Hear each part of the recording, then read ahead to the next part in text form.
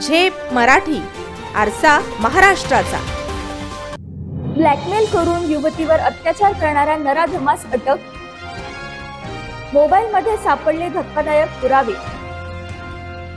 शहाद्यात आरोपीला रंगेहात पकडले, शहादा पोलिसांची कारवाई।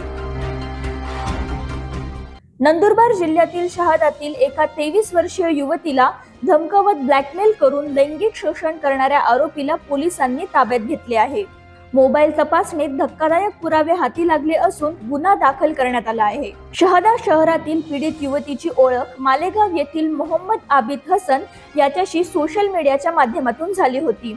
1.5 वर्षांपूर्वी झालेल्या या ओळखीमधून दोघांमध्ये भेटीगाठी वाढल्या।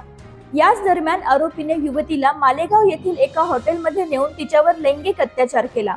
पीडितेने ही माहिती कोणालाही दिल्यास तिचे फोटो आणि व्हिडिओ सोशल मीडियावर व्हायरल करून तिची बदनामी करण्याची धमकी त्याने दिली। शुक्रवारी दुपारी आरोपी मोहम्मद आबिद हसन शहादा येथे आला आणि त्याने पीडितेला शहरातील महात्मा गांधी उद्यानात बोलवले। तिथे त्याने तिला पुन्हा धमकवत असताना काही नागरिकांच्या ही बाब लक्षात आली।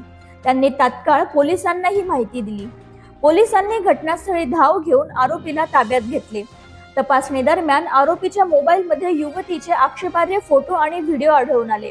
पीडितेच्या तक्रारीवरून आरोपी विरोधात लैंगिक अत्याचार तसेच अनुसूचित जाती जमाती अत्याचार प्रतिबंधक कायद्यांतर्गत गुन्हा दाखल करण्यात आला।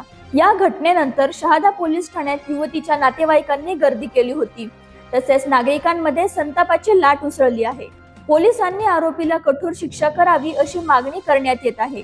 उपविभागीय पोलीस अधीक्षक दत्ता पवार यांच्या मार्गदर्शनाखाली पोलीस निरीक्षक निलेश देसले या प्रकरणाचा पुढील तपास करत आहेत। अशाच वेगळ्या आणि ताज्या बातम्यांसाठी पाहत रहा झेप मराठी, आरसा महाराष्ट्राचा। संपादक प्राध्यापक अनिल चव्हाण, धुळे।